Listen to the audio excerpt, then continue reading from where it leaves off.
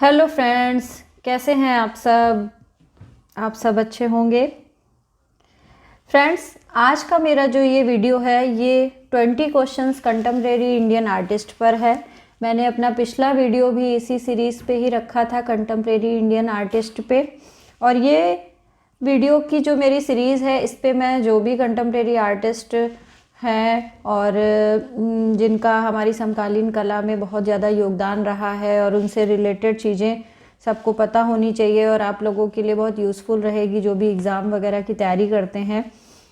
तो चलिए स्टार्ट करते हैं। फर्स्ट नंबर का क्वेश्चन है हमारा, प्रभाकर बर्वे की कला शैली किस प्रकार की है?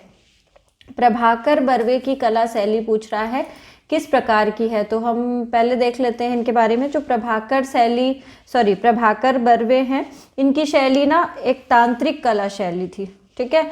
और दो तीन चीज़ें और हैं, क्लियर करते हैं यहीं पे। महाराष्ट्र के थे, ठीक है। और इन्होंने जब तांत्रिक कला की शुरुआत करी थी वो 1960 के बाद से करी थी, जब ये वाराणसी में कुछ टाइम इन्होंने बिताया और उसके बाद वहाँ से आने के बाद इनके चित्रों में तांत्रिक प्रतीकवाद को शामिल करना इन्होंने शुरू कर दिया था। इन्होंने जो तांत्रिक आर्टिस्ट थे जैसे GR संतोष, PT रेड्डी, KCS पन्नीकर, वीरेंडे और भी उस टाइम जो तांत्रिक कलाकार थे उन सभी के साथ मिल के उनकी तरह उनसे प्रभावित होकर इन्होंने जो ये मॉडर्निज्म का जो मूवमेंट था, नियो तंत्र, उस पर काम करना शुरू किया था, ठीक है। तो और किससे प्रभावित थे? तो ये द ब्लू राइडर समूह के संस्थापक और बहुत शिक्षक पॉल क्ली से प्रभावित थे, ठीक। देखिए इनके लिए देख लेते हैं। महाराष्ट्र के नागांव में इनका जन्म हुआ था। इनके जो दादाजी थे वे VP करमारकर एक प्रसिद्ध मूर्तिकार थे, ठीक है। और उनके जो पिता थे वो बॉम्बे के फिल्म स्टूडियो में काम करने वाले कलाकार थे, ठीक है। VP करमारकर कौन थे? तो VP करमारकर प्रभाकर बर्वे के दादाजी थे और एक ये मूर्तिकार थे। ये देखिए यंत्र, इनकी एक पेंटिंग है, इस टाइप की पेंटिंग बनाते हैं तांत्रिक कला से संबंधित, ठीक है। नेक्स्ट है, माया वर्मन महिला कलाकार किस कलाकार की पुत्री हैं? तो माया वर्मन है हमारे शक्ति वर्मन की। शक्ति वर्मन जो कलाकार हैं उनकी ये पुत्री हैं। और इनके लिए क्या है कि ये जो इनकी वाइफ थी वो फ्रांस की रहने वाली थी, ठीक है, फ्रांस की रहने वाली थी। और ये भारतीय मूल की समकालीन कलाकार हैं। इन्होंने ये अपने जो इनके पिता शक्ति वर्मन कोलकाता से संबंधित हैं और फ्रांसीसी माँ माइटे डेल्टेल दोनों प्रमुख कलाकार हैं, ठीक है। इनकी वाइफ भी हैं और शक्ति वर्मन फेमस कलाकार हैं, इनकी ये पुत्री हैं। और दो तीन रिलेशन देखिए आर्टिस्ट में ही निकल आते हैं। इनकी जो चचेरी बहन जयश्री वर्मन और जयश्री के पति जो हैं वो परेश मैती हैं, ठीक है, आर्ट हिस्टोरियन। तो ये सारी चीज़ें रिलेटेड हो गई। तो ये जो माया वर्मन, शक्ति वर्मन, जयश्री वर्मन, ये आपस में सब इनका रिलेशन है। और जो जयश्री के परेश मैती कौन है? परेश मैती जो आर्ट हिस्टोरियन है, ये किसके हस्बैंड है? ये जयश्री वर्मन के, ठीक है। तो ये सारी चीज़ें हो गई। और जो ये माया वर्मन है किस टाइप का काम करती है? मुख्य रूप से पेन और इंक हैं और जल रंग में काम करती हैं। इनकी पेंटिंग बहुत सॉफ्ट, आप देखोगे एक बार में तो आपको एकदम उसमें नाजुकपन बहुत ज़्यादा और कल्पना पर आधारित रहती हैं, जैसे, ठीक है, पैटर्न वगैरह का ज़्यादा यूज़ करके टेपेस्ट्री जैसा प्रभाव दिखाने की कोशिश करती हैं, ठीक है। उनके चित्रों में दो संस्कृति मीन्स भारतीय और फ्रेंच, इनकी माँ क्योंकि फ्रांस की थी इसलिए भारतीय फ्रेंच दोनों का ही एक तरीके से हम समन्वय देखते हैं, ठीक है। इनका देखिए ये पेंटिंग इस टाइप की ही इनकी बहुत सारी पेंटिंग्स हैं, आप और भी सर्च करके देख सकते हो। ऐसे ही ये पेंटिंग्स पे काम करती हैं, ठीक है। ये है देखिए माया वर्मन। तो किसकी बेटी है ये? शक्ति वर्मन की। नेक्स्ट है, करुणा सुक्का ग्राफिक की किस विधा के लिए प्रसिद्ध है? तो करुणा सुक्का ये है हमारी तेलंगाना की और ये फेमस है हमारे लार्ज बहुत बड़े बड़े स्केल पे वुड कट के लिए, ठीक है, ग्राफिक प्रिंट के लिए। भारतीय प्रिंट मेकर और चित्रकार भी हैं। लकड़ी के कट यानी वुड कट के साथ काम करती हैं और बड़े बड़े उस पर। नेक्स्ट है, ब्राह्मण मैन किस प्रमुख महिला कलाकार की चित्र श्रृंखला है? मोस्ट इम्पॉर्टेंट है हमारी अंजलि ईला मेनन, ठीक है। समकालीन कलाकार हैं जो वेस्ट बंगाल से बिलोंग करती हैं। 1940 में इनका जन्म हुआ था। भारत के मतलब जो ये कंटेम्प्रेरी आर्ट एरा है उसमें बहुत ज़्यादा इनका योगदान है। बहुत और इनके लिए क्या है कि इनकी जो मतलब 2006 में सैन फ्रांसिस्को कैलिफोर्निया के एशियाई जो कला संग्रहालय द्वारा उनके त्रिपिटिक काम यात्रा का अधिग्रहण किया गया था। तो इस टाइप की जो फेमस चीज़ें हैं आर्टिस्ट की वो आपको पता होनी चाहिए। और मतलब इनका प्री मीडियम क्या है, ये मेसोनाइट, ठीक है, पर ऑयल से काम करती हैं, मेसोनाइट बोर्ड पर ऑयल से काम करती हैं ये। हालांकि वह मुरोनो ग्लास, कंप्यूटर ग्राफिक और वाटर कलर सहित अन्य मीडियम में भी काम करती हैं, बट इनका जो अगर फेमस मीडियम पूछा जाएगा प्री माध्यम क्या है तो मेसोनाइट पर ऑयल कलर से है। ये देखिए, ये इनकी ब्राह्मण की एक सीरीज़ है, इसके बहुत सारे चित्र हैं। ये है पेंटिंग एक उसी सीरीज़ की, ठीक है। नेक्स्ट है हमारा बॉलीवुड फिल्म बकरा। इस फिल्म के लिए किस कलाकार ने, जिसका शीर्षक द डिवाइन बकरी नामक पेंटिंग बनाई थी, ठीक है। तो इस टाइप के भी क्वेश्चन इंटरेस्टिंग होते हैं। बॉलीवुड फिल्म आई थी बकरा, इस फिल्म के लिए जो कलाकार थी वो थी मल्लिका छबा, ठीक है। ये है बकरपुर या बकरियों की भूमि, ग्रामीण भारत की पृष्ठभूमि के खिलाफ ये मूवी बनी थी 2014 में, और ये एक व्यंग, सामाजिक व्यंग फिल्म थी, ठीक है। और भारत में कब रिलीज़ हुई थी, 9 मई 2014 को। ये देखिए, ये पोस्टर बनाया था मल्लिका छबा ने। नेक्स्ट है सुदर्शन साहू को 2021 में भारत सरकार के द्वारा किस सम्मान से सम्मानित किया गया था। सुदर्शन साहू ये कहाँ के हैं, ये हमारे हैं उड़ीसा, ठीक है, उड़ीसा के पुरी के भारतीय मूर्ति कलाकार हैं, ठीक है, मूर्ति कलाकार के। और 2021 में इनको भारत के दूसरे सर्वोच्च नागरिक पुरस्कार पद्म विभूषण से सम्मानित किया गया था, ठीक है। 2021 में यानी इन्हें क्या मिला, पद्म विभूषण, और 1988 में इनको क्या मिला था, पद्मश्री। साहू ने 1977 में सुदर्शन शिल्प संग्रहालय, अगर ऐसे आता है सुदर्शन शिल्प संग्रहालय कहाँ पे है, पुरी। एक ही दो आर्टिस्ट से कई क्वेश्चंस भी आ जाते हैं, जैसे सुदर्शन साहू कहाँ के हैं, पुरी के, और ये सुदर्शन शिल्प संग्रहालय कहाँ है, हमारा पुरी में, ठीक है। तो इन्होंने और एक ये हो गई चीज़, और दूसरी 1991 में उड़ीसा सरकार की मदद से इन्होंने कला और शिल्प गांव भुवनेश्वर की भी स्थापना की थी। एक चीज़ और बताते हैं, नाम जैसा कन्फ्यूज़न होता है, जैसे सुदर्शन साहू, एक आप लोगों ने पढ़ा होगा सुदर्शन पटनायक, सभी को पता होगा, सैंड आर्टिस्ट उड़ीसा के भी बहुत फेमस है। तो ये दोनों अलग अलग हैं, ये हमारे हो गए सुदर्शन साहू और ये हो गए सुदर्शन पटनायक। एक और हैं हमारे आर्टिस्ट आंध्र प्रदेश के, वो मूर्तिकार भी हैं, ये है सत्यनारायण पटनायक, ठीक है। तीनों आर्टिस्ट अलग अलग हैं, एक सुदर्शन पटनायक सैंड आर्टिस्ट हैं, सत्यनारायण पटनायक ये भी एक मूर्तिकार और चित्रकार हैं। कहाँ से हैं ये, आंध्र प्रदेश के। तो तीनों नाम अलग अलग हैं। नेक्स्ट देखिएगा, आर.के. लक्ष्मण का पूरा नाम क्या है, मोस्ट इंपॉर्टेंट क्वेश्चन है, इसको आप जरूर से याद रखिएगा क्योंकि ये क्वेश्चन कई बार आया हुआ है एग्जाम में, कॉम्पिटिटिव एग्जाम में। रासीपुरम कृष्णा स्वामी लक्ष्मण, ठीक है, ये इनका पूरा नाम है। एक कार्टूनिस्ट, चित्रकार और हास्यकार थे। इनकी जो बहुत सारी रचनाएं फेमस रही हैं, कॉमन मैन जो इनकी रचना थी, और उनकी दैनिक cartoon strip you said it in times of India के लिए जाना जाता है, जो 1951 में इन्होंने शुरू किया था। इनके जो फेमस काम थे उसके लिए गट्टू 1954 में जो एशियन पेंट्स लिमिटेड समूह के लिए मतलब एक शुभांकर के रूप में गट्टू का इन्होंने निर्माण किया था। इन्होंने कुछ उपन्यास भी लिखे थे, ठीक है।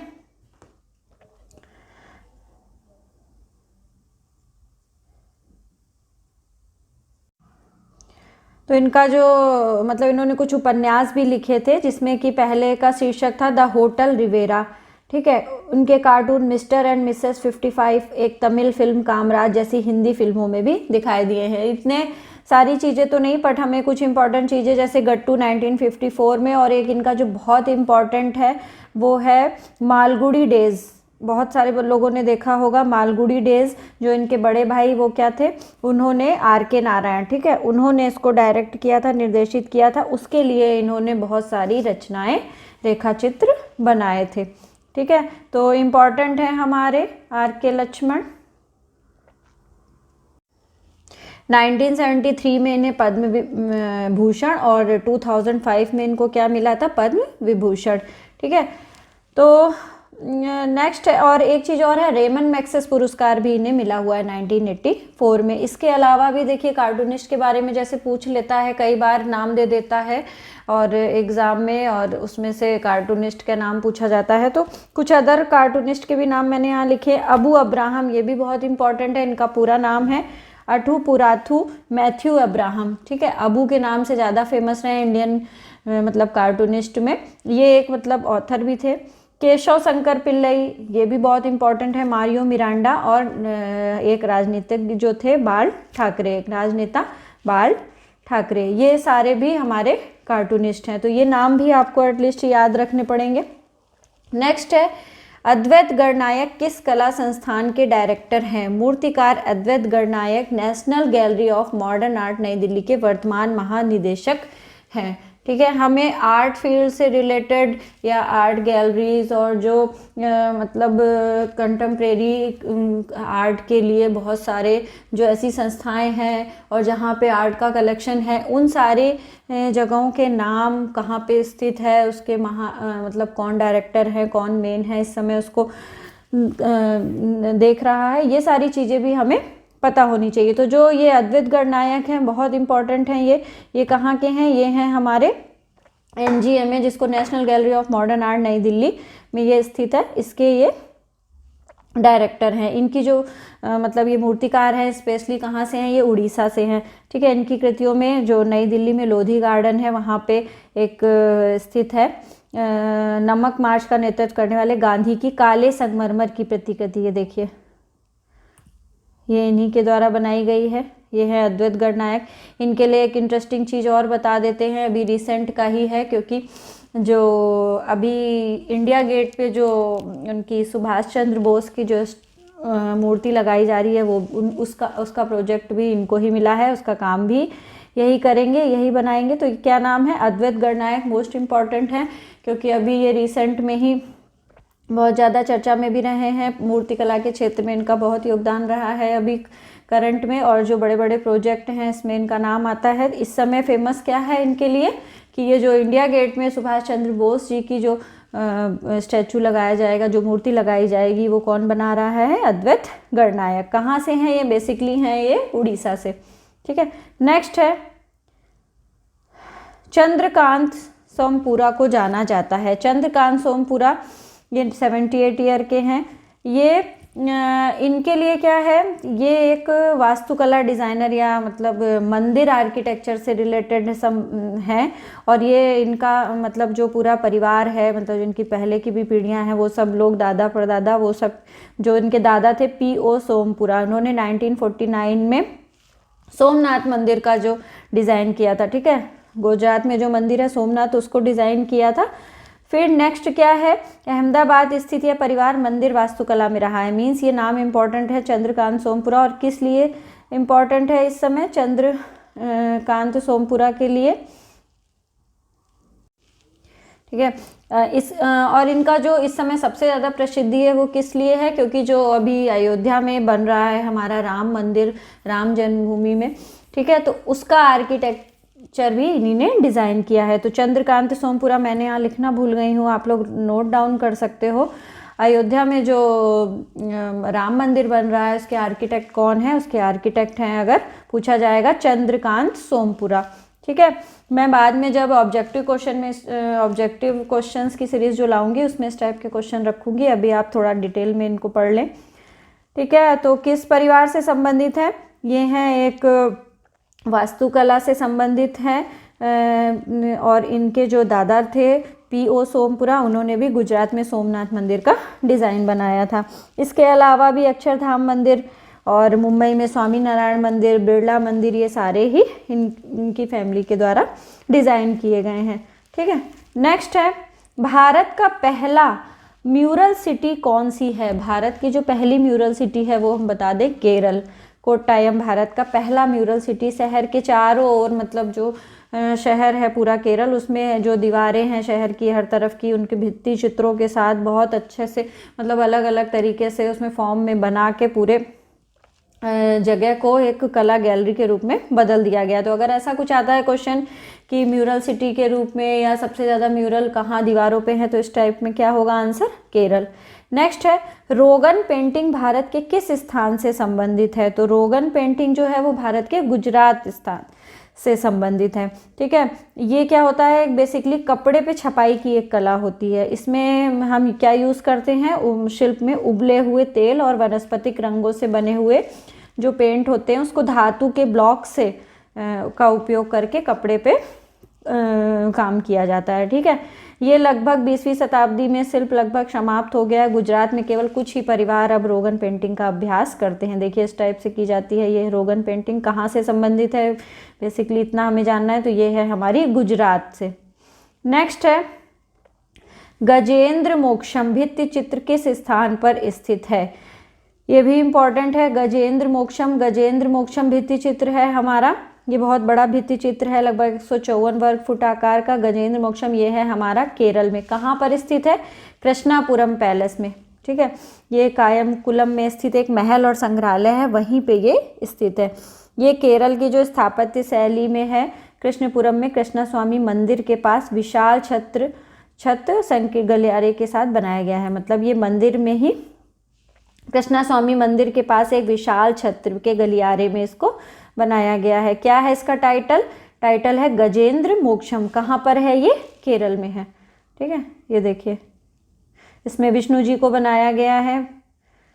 ठीक, नेक्स्ट है गंगा जमुना सरस्वती का प्रसिद्ध म्यूरल किसने बनाया था। बहुत इंपॉर्टेंट है ये, केजी सुब्रमण्यम। इनके आपको ज़्यादातर चीज़ें आपको पता होनी चाहिए और म्यूरल के लिए बहुत फेमस है केजी सुब्रमण्यम। इनका सबसे पुराना भित्ति चित्र है जो कहाँ पे है, अभी शांति निकेतन में, जो इन्होंने 1988 में बनाया था, बालू की ढलाई पर किया गया है। इसमें देखिए ये बना हुआ है गंगा यमुना सरस्वती, इसके चरणों में मगरमच्छ, कछुआ और कमल के साथ तीनों में बनाया गया है। ठीक है, ठीक। नेक्स्ट और जो इनके इम्पॉर्टेंट हैं, 1969 में बनाया था India of my dreams pavilion Gandhi Darshan new Delhi में, और king of dark chamber Ravindralaya Lucknow में 1963 में। बहुत इंपॉर्टेंट है, केजी सुब्रमण्यम पे बहुत सारे क्वेश्चंस आते हैं। इनके अलग अलग म्यूरल के बारे में भी पूछा जाता है, कहाँ से बिलोंग करते थे।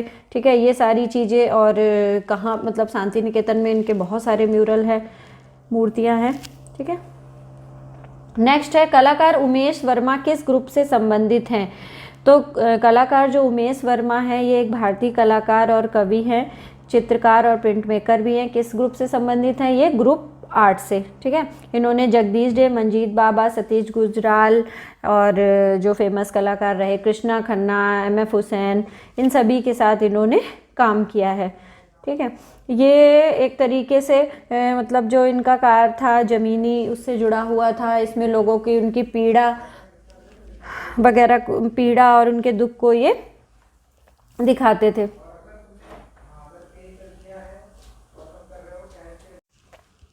नेक्स्ट है जनगढ़ कलम के अग्रदूत कलाकार कौन थे। तो जनगढ़ कलम के अग्रदूत कलाकार थे हमारे जनगढ़ सिंह श्याम। ये जनगढ़ कलम क्या थी, ये भोपाल में जो मतलब जैसे गोंड आर्ट आप लोगों ने सुना होगा, आर्टिस्ट थे, तो उनके ही अग्रदूत थे। इन्हीं ने शुरुआत करी थी। जो मध्य प्रदेश में विधानसभा है, विधान भवन, और जो भारत भवन है बेसिकली उसके अंदर की हिस्सों में जो उन्होंने चित्रित किया था, उसके लिए आदिवासी और समकालीन भारतीय कला के जो प्रतिष्ठित संग्रहालय में से एक कौन सा है, भारत भवन भोपाल वाला, वहाँ पे इन्होंने ज़्यादातर काम किया, वहीं शुरुआत करी थी। अपने चित्रों को ये क्या करते थे, कागज़ और कैनवास का उपयोग करने वाले पहले गोंड कलाकारों में से माने जाते हैं, जिसे जनगढ़ कलम के नाम से भी जाना जाता है, यानी गोंड आर्ट या जनगढ़ कलम के नाम से भी जाना जाता है। और ये जो जनगढ़ के चित्र थे ये कैसे थे, बेसिकली जो ये ट्राइबल आर्ट थी, इसके जो मेन सब्जेक्ट होते थे, तो जो उनके कुल देवता, जो लोग जिनकी पूजा करते थे, उसमें ठाकुर देव, बड़ा देव, कालसाइनी देवी और जो भी गौड़ देवता थे उनको ये चित्रित करते थे। और ज़्यादातर क्या होता है, नेचर से रिलेटेड फोक आर्ट होती है, तो ये लोग एनिमल्स को, जिसमें बाघ, हिरण, कछुए, मोर, मगरमच्छ, इन सबको बनाते थे। ठीक है, इनके चित्रों में आकृतियों को पैटर्न बनाने के लिए रंगीन बिंदुओं की रेखाओं का इस्तेमाल किया जाता था। इस टाइप से देखिए ये गोंड आर्ट। और भी जो गोंड आर्टिस्ट हैं उसमें ननकुसिया बाई, ठीक है, ये जनगढ़ श्याम की वाइफ थी, मयंक श्याम, भज्जू श्याम, कलाबाई और दुर्गाबाई व्याम। दुर्गाबाई व्याम को तो आपको पता होगा अभी पद्मश्री मिला हुआ है, और ये क्या मतलब इनकी ही फैमिली से थी और इनकी ये भतीजी थी, ठीक है। नेक्स्ट है भील कला तथा गोंड कला में क्या अंतर है। एक ये भी है भील कला अगर आ जाए या गोंड कला, दोनों में डिफरेंस क्या होता है। तो भील क्या होता है, जो भील लोग होते हैं, जो भील ट्राइब होती है, वो मतलब हर टाइप के रंगों का यूज़ करते हैं, और जो रंग यूज़ करते हैं उसमें ज़्यादातर बिंदुओं का उपयोग करते हैं, ठीक है। और मतलब एक तरीके से ये बिखरे हुए या साफ सुथरे रूप में खींचे जा सकते हैं, लगभग आदिवासी कला के समान। इसके विपरीत जो गोंड कलाकार होते हैं उन्होंने मतलब एक सिग्नेचर फिलिंग पैटर्न विकसित किया। जैसे डॉट अगर दिया है अगर किसी पैटर्न में, तो वो पूरा डॉट डॉट डॉट में ही, डैश राउंड ये लगभग हमेशा काले रंग में होते हैं। देखिए जैसे ये है अंतर, ठीक है, ये देखिए।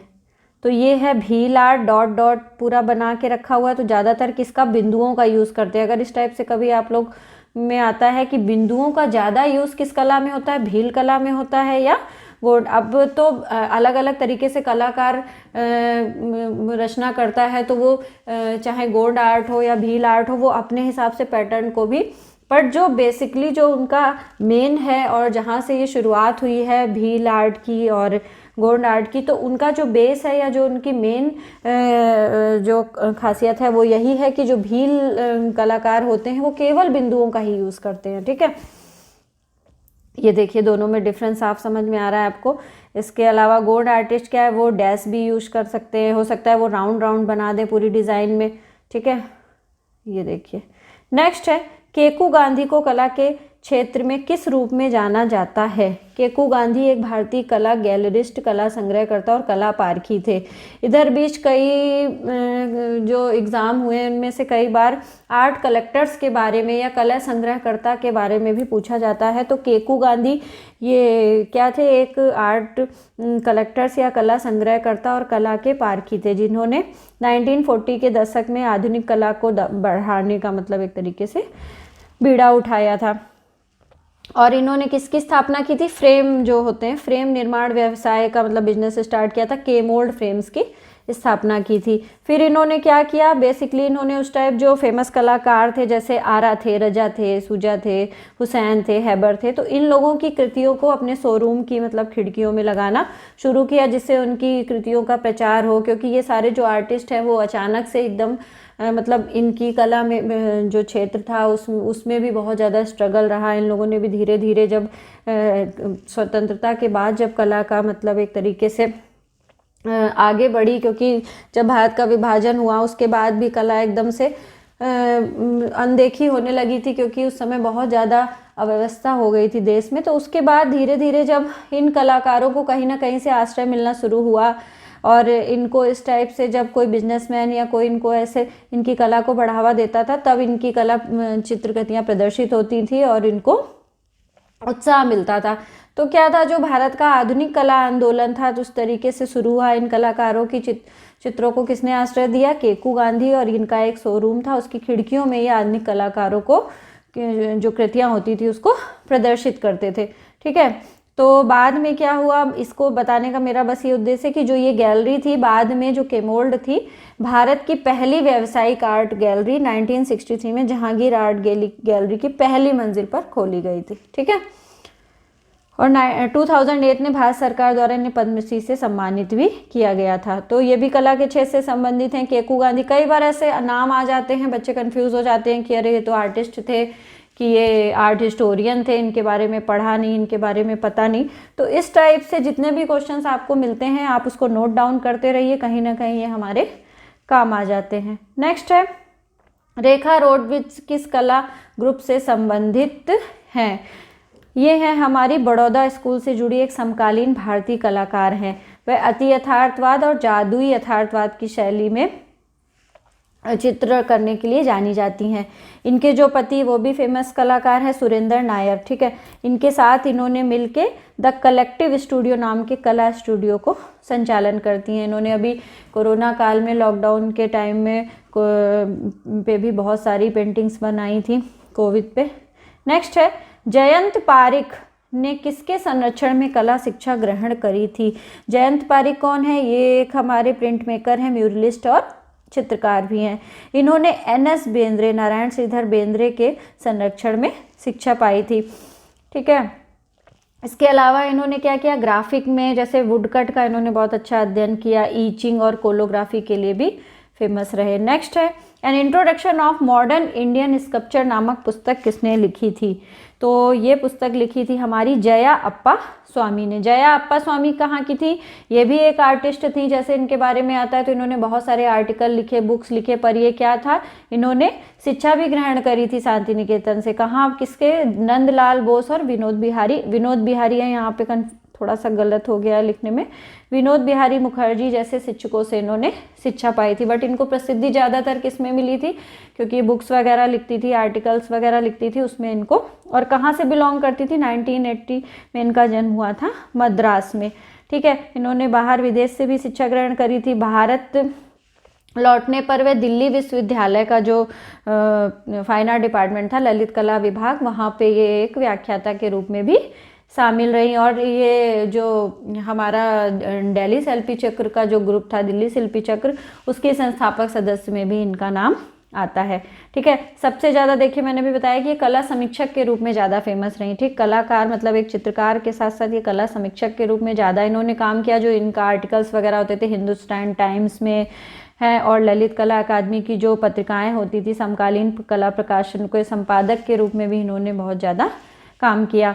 और जो चित्रकार के रूप में इन्होंने शुरुआत में जल रंग और टेम्परा के माध्यम से काम किया, बाद में तेल चित्रकला को भी अपनाया। ठीक है, तो जया अप्पा स्वामी भी बहुत इंपॉर्टेंट है, इनके बारे में भी आपको पता होना चाहिए। जो फेमस इनकी बुक्स हैं, और भी बुक्स हैं, अभी तो इसमें मैंने एक का ही नाम लिखा है, an introduction of modern Indian sculpture. किसकी है ये? जया अप्पा स्वामी की। तो फ्रेंड्स, आज के ये हमारे 20 क्वेश्चंस थे। आई होप आप लोगों को ये मेरा वीडियो पसंद आ रहा होगा। अगर इससे रिलेटेड कोई भी आपको क्वेरी है तो आप मुझे कमेंट्स करके बता सकते हैं। अगर आपको ये सीरीज़ नहीं पसंद आ रही है, आपको ऑब्जेक्टिव टाइप ही क्वेश्चन पसंद आते हैं, तो आप वो भी बता सकते हो, क्योंकि आप जैसा बताओ मेरे लिए ये रहता है कि आप लोगों को ज़्यादा से ज़्यादा चीज़ों को बता सकूं। क्योंकि 20 क्वेश्चंस में अगर इतनी ज़्यादा इन्फॉर्मेशन मिल रही है, आप अपने नोट्स बना सकते हैं। तैयारी करने वाले बच्चे अपनी तैयारी करने के अकॉर्डिंग बना सकते हैं। जो बच्चे अभी पढ़ाई कर रहे हैं, BFA, MFA या BA, MA, उनके लिए भी ये सारे टॉपिक्स इंपॉर्टेंट रहते हैं, क्योंकि मॉडर्न आर्ट सभी में पढ़नी पड़ती है, कंटेम्प्रेरी इंडियन आर्ट सभी में पढ़नी पड़ती है। ठीक है, तो आप लोग को कैसा लगा ये मेरा वीडियो, आप कमेंट्स करके बताइएगा। मिलते हैं अब अपने नेक्स्ट वीडियो में, तब तक के लिए बाय बाय। आई होप आपको मेरा ये वीडियो पसंद आया होगा, तो प्लीज़ मेरे चैनल को लाइक करें, शेयर करें और सब्सक्राइब करें। साथ ही बेल आइकन को प्रेस करें, जिससे आपको टाइम टू टाइम मेरे लेटेस्ट वीडियो के नोटिफिकेशन मिलते रहेंगे। मिलते हैं अपने नेक्स्ट वीडियो में, तब तक के लिए बाय बाय।